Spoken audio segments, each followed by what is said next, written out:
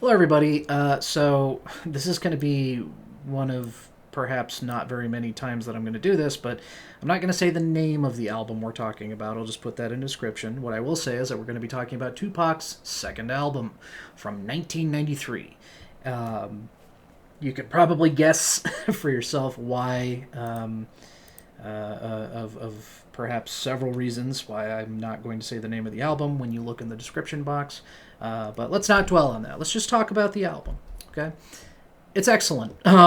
This is a wonderful thing because there was a part of me that was like a little nervous before I started listening to the first album. Honestly, before I listened to the first album to make the previous video, I was a little concerned. I was like, what if this isn't as good as it's cracked up to be, right? Because I've heard about Tupac for my entire 30 something years of life, and you know this is going to be my first time exploring this, and I was afraid that either it wasn't going to be as good as I was hoping, or that maybe I just wasn't going to be into it. That has not been the case because both of these albums are awesome. This one starts strong, stays pretty damn strong all the way through. Um, in particular, I think my absolute favorite song off of this one, and I just realized actually it has the most Spotify plays, is "Keep Your Head Up." It is a kind of like it's like a sad song, but it's also weirdly like heartwarming to me that Tupac expresses so many just like wonderful like pro woman and pro mother messages in this song of like why do we treat women like shit, comparatively speaking.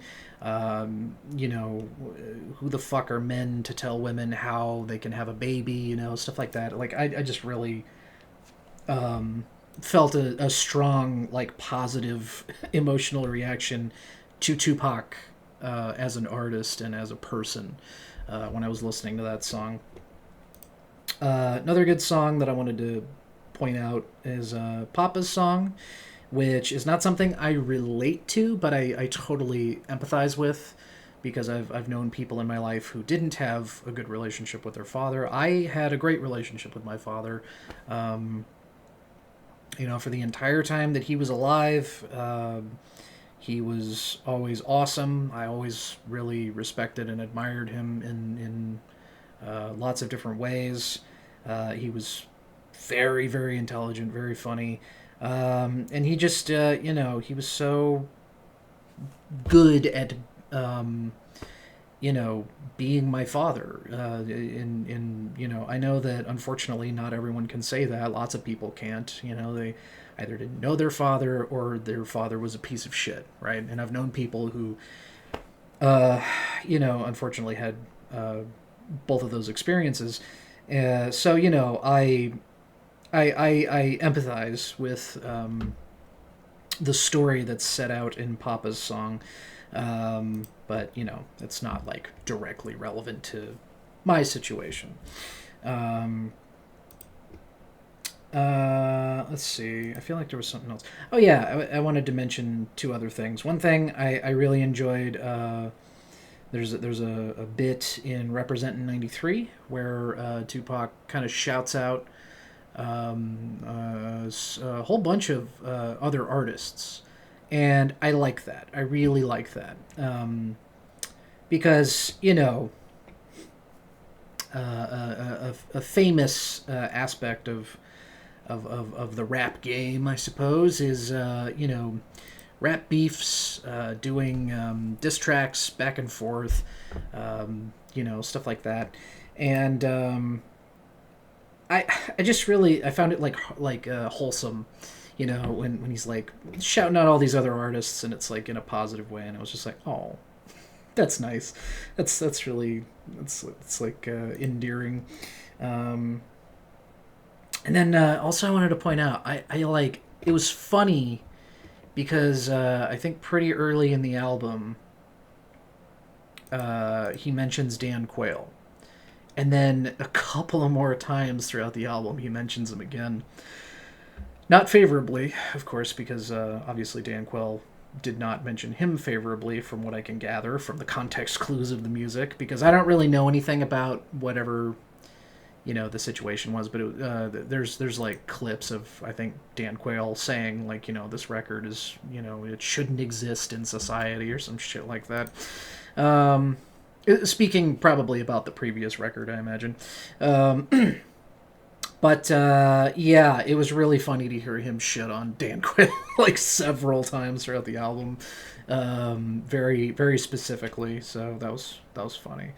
And then aside from my specific notes, it's just really just like a lot of quality tracks with good instrumentals, and again, great vocal work by Tupac. The man can really, what am I trying to say here? He can really like command a track. I feel like if I don't know, did he guest on anyone else's albums? I should look into that now that I'm asking myself. But if he ever guested on anyone else's albums, I feel like he would steal their songs, right? Like I feel like I don't know. I feel like the way that I respond to him when he's going. I feel like he would totally, if he guested on someone's song, it's his song at that point, even if he doesn't have as much verses or whatever. He's really good. I feel like I'm like falling all over myself talking about how fucking awesome he was. It's really like, it's bittersweet because it's like I'm glad I'm hearing all this, but it also comes with that terrible knowledge of the fact that he's been dead for so long. That just really fucking sucks. Anyway, sorry, I know I probably dwelled on that a lot in the last video too, or at least I think I did. I remember doing it. So I'll try not to do that too much for the rest of this Discog dive, but yeah, this was really good. Happy that I'm listening to these. Now, sadly, we only have 2 left. We're already halfway done. Although I know the last one looks like it's a double album, so it's sort of like a bonus album, But yeah, it's a little unfortunate that we're like so close to already being done looking at all this. But yeah, I guess that's it for this video. The next one we're going to do, of course, is going to be his 3rd album from 1995, and that one is Me Against the World. And I am very excited to hear it, actually, because this has been really paying off, and this is why I think everyone should do what I'm doing. Not necessarily specifically listening to Tupac, whatever, but like, just take a look at stuff you're not familiar with every so often. It can be really awesome when you find stuff that you do like, or stuff that you maybe just you never took the time to listen to, or you were never exposed to it. Expand your horizons. Go out and listen to music that you haven't heard before. Because it's a valuable thing, I think, in a lot of ways. So anyway, thank you for watching. I will see you guys in the next video, and I got a good feeling that I'm gonna like all of these, but I suppose there's always room to be disappointed. If there's anything that I've learned from the video game industry, it's that there's always room to be disappointed, even when you're pretty sure you're not gonna be. So but I'm not going in thinking that, like, legitimately, that's just a joke. I think, honestly, these next 2 are probably going to be great as well. So, thank you for watching. See you guys next time.